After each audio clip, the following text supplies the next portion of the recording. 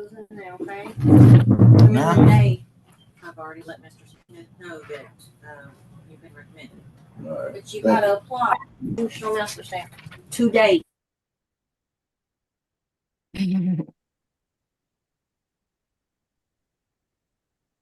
Recording in progress. Oh, good afternoon, sir. Could you give us your name and your number for the record, please? Can't hear him. Can't hear him.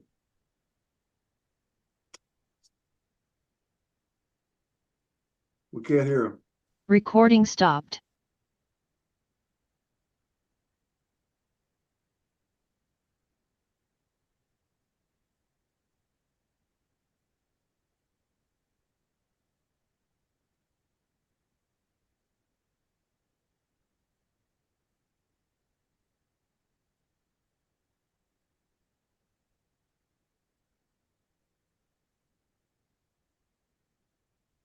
You're breaking up on us. Give us about 15 or 20 seconds.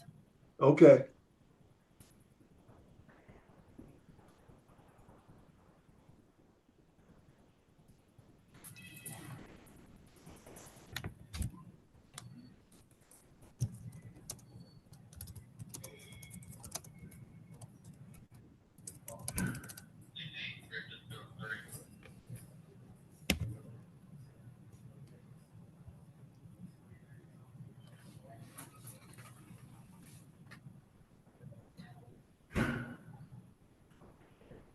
Are you able to hear and see us okay now?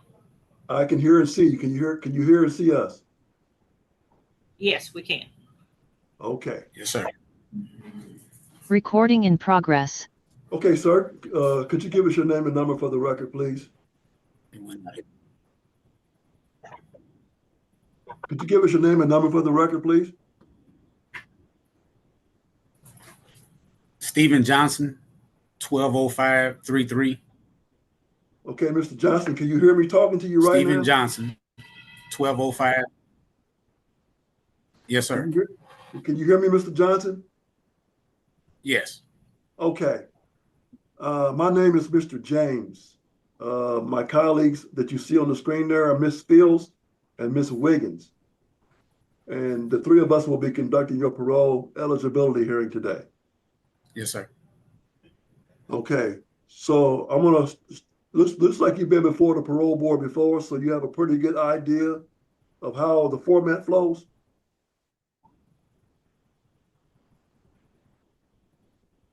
Can you hear me, sir?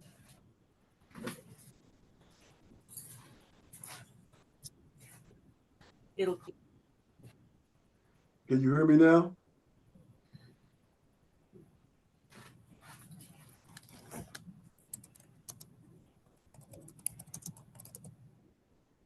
No, sir. Recording stopped.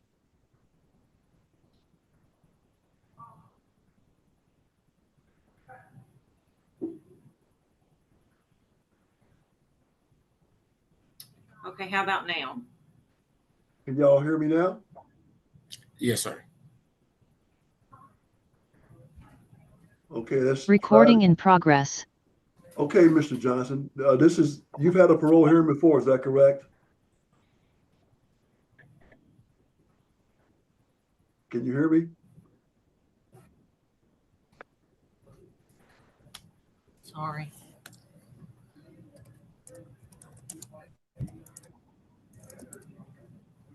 Recording stopped.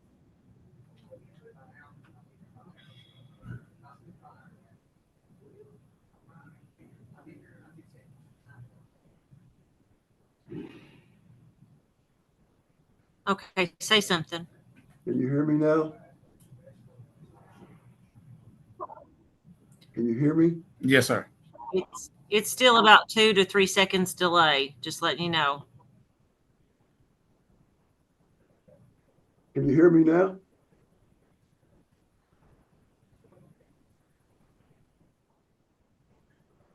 Yes, sir.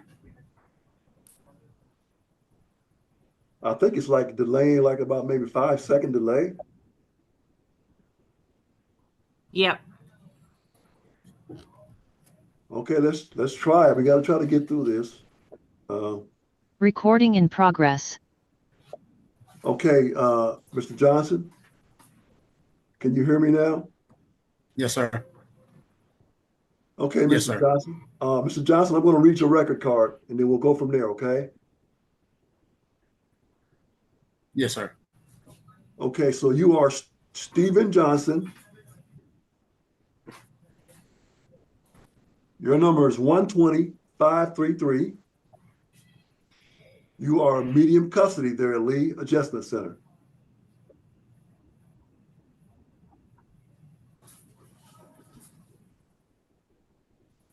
Can you hear me, sir?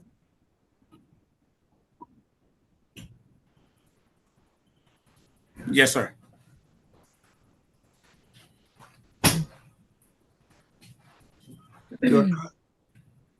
Yes, sir. So we only caught a couple words. It's lagging a little worse at this moment. Yeah, real bad. I don't know if I could even get through this with that like that. I don't know if we could get through that without like that. Recording stopped. I wonder, Mike, if we could give them the number again to have them call in. I'm not sure what it was. 502. Right. I got it in the chat.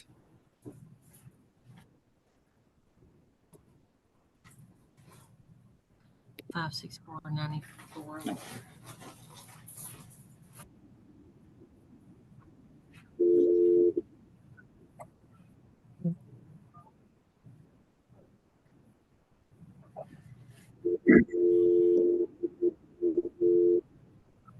What's your 564? 9411.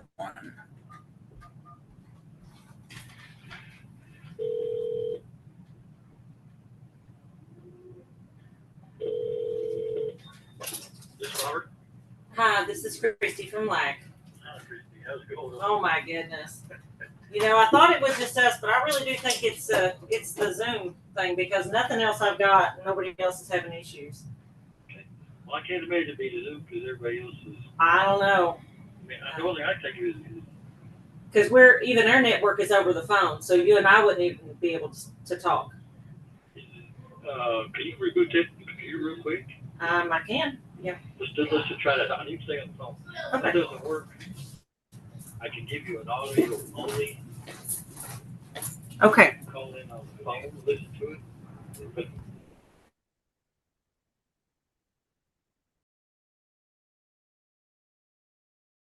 we gotta do it on the phone. But you're gonna look at them on the videos. Okay. Can you go?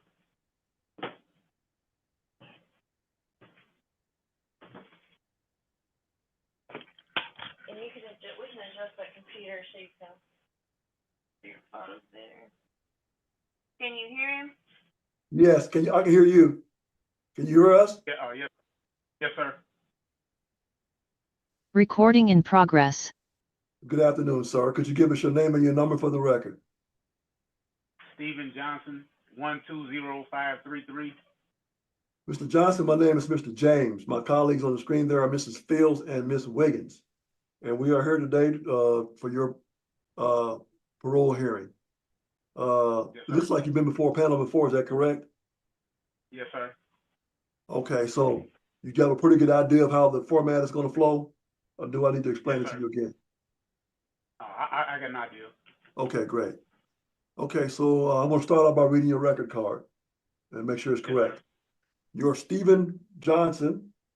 Your number is 120533. You are medium custody there, Lee Adjustment. Sir, you are currently serving a life sentence for murder, violent crime, robbery first, kidnapping, robbery first again, murder, criminal attempt, 2 counts, kidnapping minor, criminal attempt, again,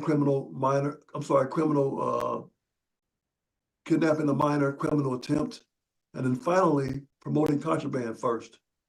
You served 28 years and 10 months on your sentence, sir, and you do not have any loss of good time, And does not look like you have any detainers. That sound pretty accurate? Yes, sir. Okay, so looks like in January of 19, you had the privilege, after all these crimes you committed, you got the privilege of parole. Is that correct? Yes, sir. And you decided to give it back to us. You decided you didn't want it. to. No, I wanted it. I didn't want to. So let's just say your behavior that was that what brought you back to us again. Yes, sir. So what did you do? What was your violation, man? I had some drugs on me. I got pulled over in a traffic stop, and I had some drugs on me. Mm-hmm. So talk to us about these. I want to specifically talk about the murder charge and the criminal attempt. Back in January of '94, me and 4 co-defendants of mine, we got together and we conspired to rob someone. And during the process, in the course of the attempted robbery, one of my co-defendants shot and killed Mr. Pearson. I shot and wounded Matthew Ferrantini.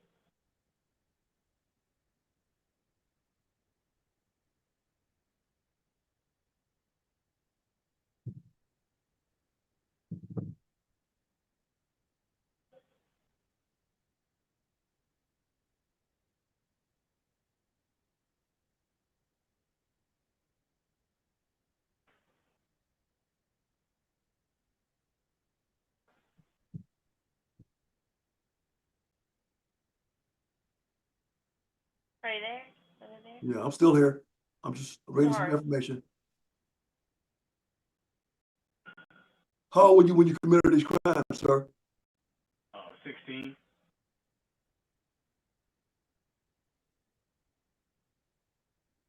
Who came up with the idea to do these robberies?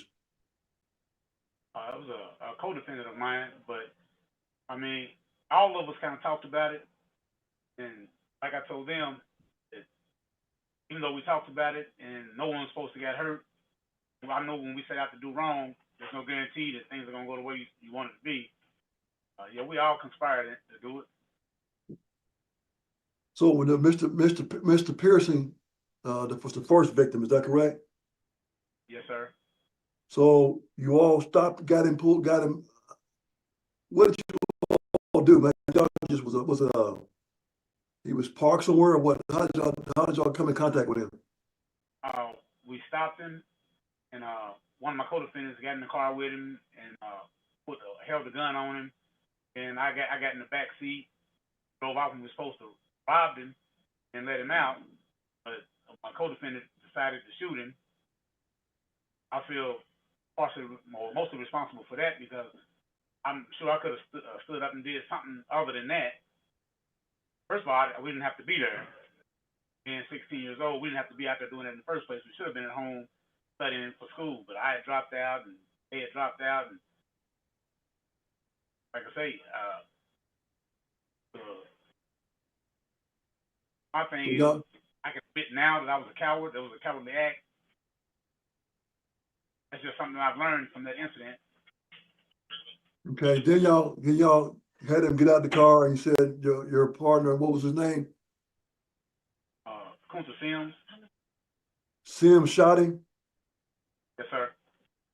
And y'all just left him there and took off. Okay, so what happened after that? We drove off, and then we ran into Matthew Ferrantini. Altercation ensued, and I ended up shooting Matthew Ferrantini.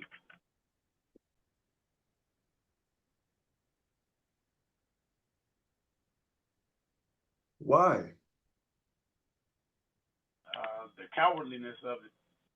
At that time, I mean, I don't make excuses for it because I know right from wrong. You know, my mother raised me well enough to know right from wrong, but this time I was more concerned about what my co-defendants would think about me if I didn't do it. So just cowardly act on my behalf. So you got parole on all of this stuff, and you're out on parole. Actually, you got another crime while you were, you got committed another crime while you were, let me look at this to make sure I know what I'm talking about.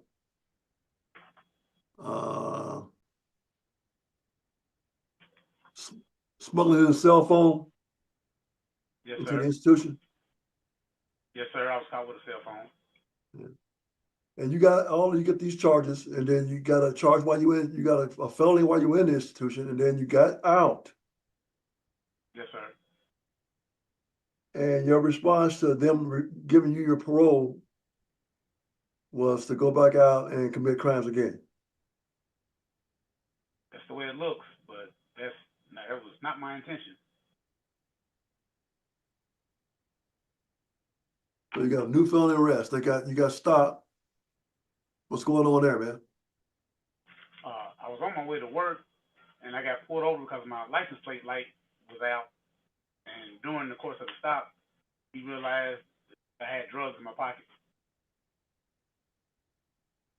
I got caught with I think 2 grams of methamphetamine.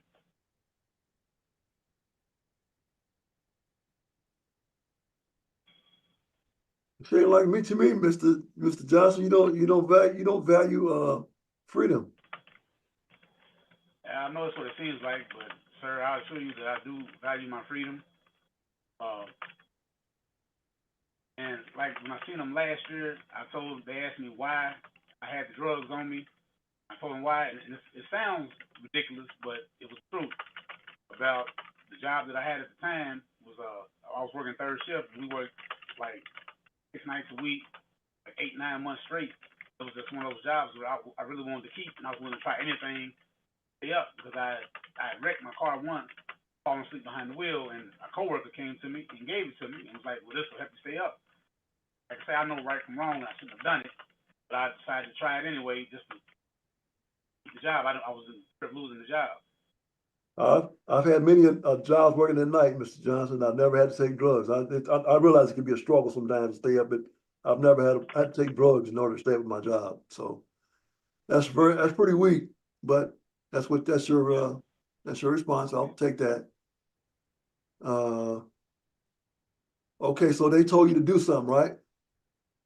Yes, sir. When you saw the last panel, did they tell you to do something? Yes, sir. What did they tell you to do? I was told to take thinking for good and take care of my detainer.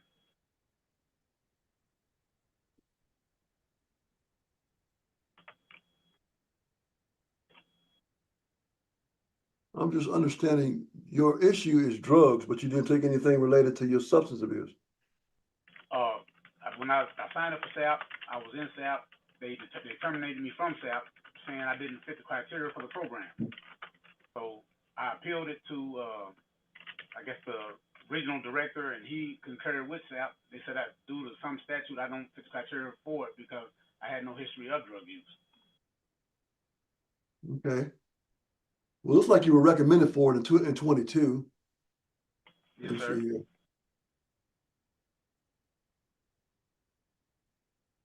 I don't see anything that shows where you weren't, where they turned you down. It's in. It should be in comms. I'm looking at comms now. I'm looking at. I don't see anything that you got terminated.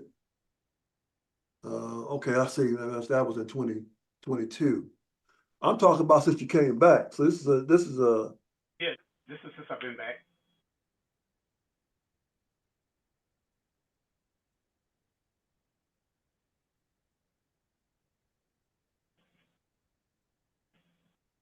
Oh yeah. Looks like you're still eligible to take SAP to me. Maybe I'm not looking at the wrong stuff.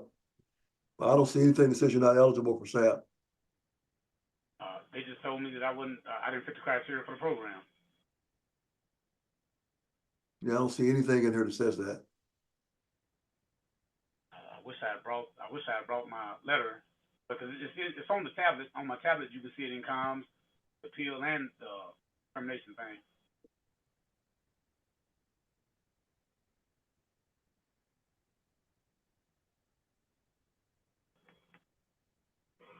when I seen them last February, they looked at the same thing and was curious about it.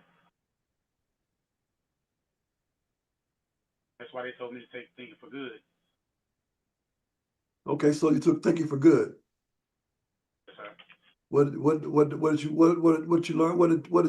Share with us what you learned from Thinking for Good. I learned quite a bit of things. I learned that my idea of trust was totally inaccurate. I learned what being loyal and disloyal really means, as opposed to what I've thought all these years. Like, for instance, with trust issue, is usually the people who don't trust someone has usually got something to hide. Mm-hmm. And then I was trusting all the wrong people when I should have been trusting ones who had my better interest at hand, like my family. My family always had my back, gave me emotional support, mental support, and everything like that. And I just didn't trust them for whatever reason. I chose to trust the wrong people. I chose to be loyal to people who didn't have my best interest at hand, as opposed to the people that loved me and cared about me. And of course, there's always the fact that I can't blame someone else for my failures and my wrongdoings. I always got to step up and take accountability for my actions. I have no problem with doing that. I'm not perfect. I probably never will be, but I just got to limit myself from being around certain people. The job I had at that time just had those kind of people there. Like I say, it's not an excuse on my part, because I mean, I don't have to be around those people. Nobody made me do anything. Did everything with my own free will. I beat myself up over it all the time. Because one thing about this place here, it has taught me a lot of stuff. I lost focus of where I was going, where I was trying to get to. And when I come back on PV, this first 25 years I did was nothing compared to this last 4. This last 4 has been so rough and so hard, because it seems like everybody has a hidden agenda. Everybody's after themselves. And just, I don't know. Okay. It's got to be. All right. I see where you got denied the SAP. I see that now. The termination from SAP. Yes, sir. You won't meet the criteria. Okay.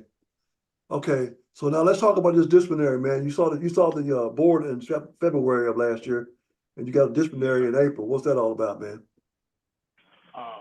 Again, that was a situation that I probably shouldn't have been in, where my bunkie had his friend, or whatever you want to call him, in the cube with us, and they were fooling around, and I just happened to be sitting in the chair, and I called myself watching out for him, and the way the write-up reads is that they were having sex, and I was watching them and masturbating.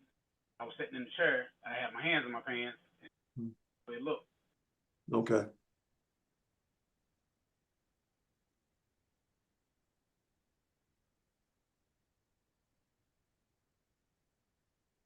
That ain't Thinking for Good. No, sir, it is not.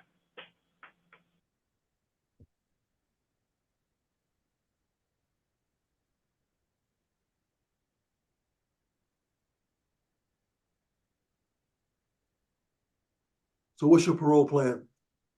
What's your parole plan? My parole plan is to get back out and try to find a job. First week out, I plan on going to my mom's house, and she's older now and doesn't work, so the main thing is try to help my mom out as much as I can, while I can.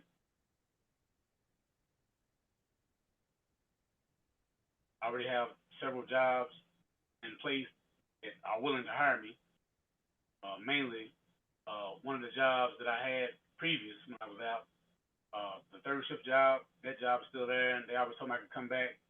I was a good worker, so forth, but that's my main goal, is to get out, work. And, I have a daughter that was born like 6 months after I came back. I've never seen her, so that's one of my main goals, is to try to be in my daughter's life, be there for her, like, supposed to be.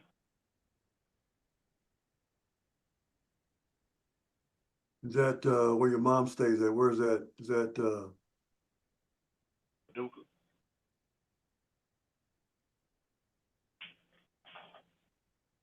okay, yeah, Paducah.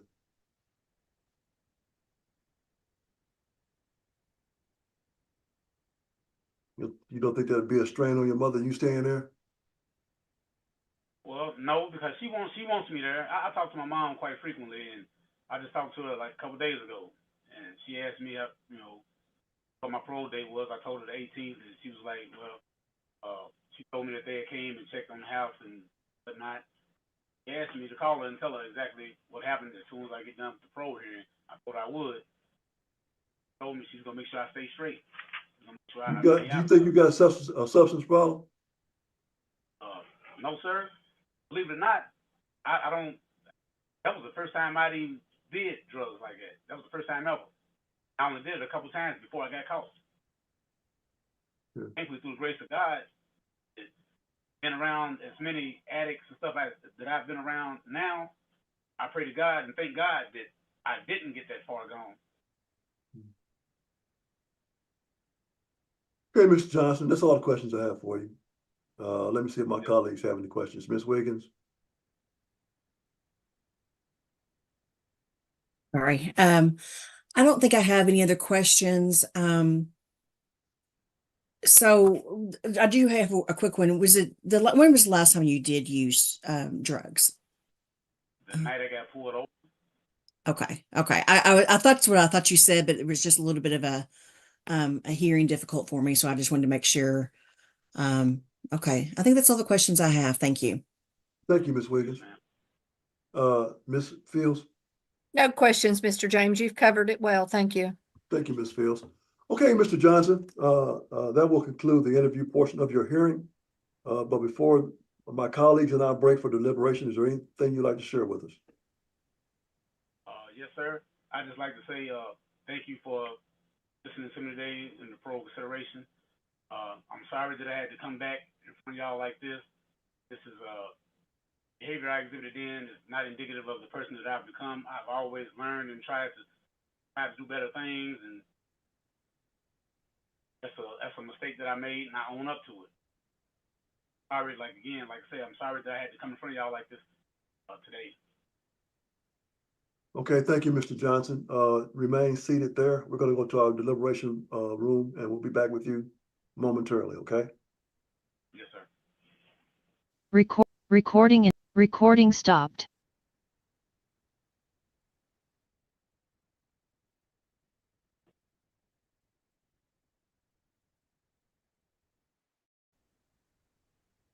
Recording in progress. Okay, Mr. Johnson, can you hear and see us? I can't hear you, Mr. Johnson. Yes, sir. Okay.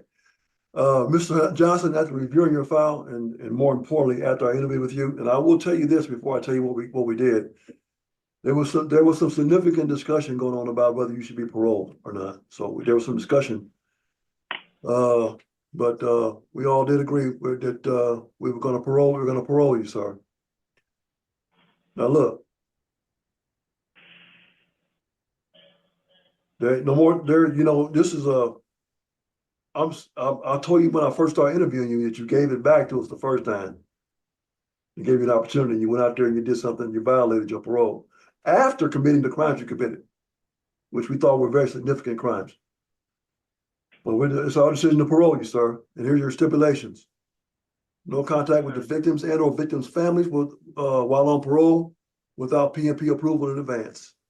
No alcohol usage. Must do all programs deemed necessary by the Division of Probation and Parole. Whatever your parole officer tells you to do a program or whatever he tells you to do, they speak for us. So you need to be following those instructions. And then finally, we still want you to seek a substance abuse evaluation out in the community and follow our recommendation. Mr. Johnson, I will tell you this. If you do not get this right this time, next time you come before a parole board panel, it looks like you could serve out the rest of your life in the penitentiary if that's what you choose to do. Yes, sir. All right. Good luck to you, sir. Good luck. Yes, sir. Thank you. Recording stopped.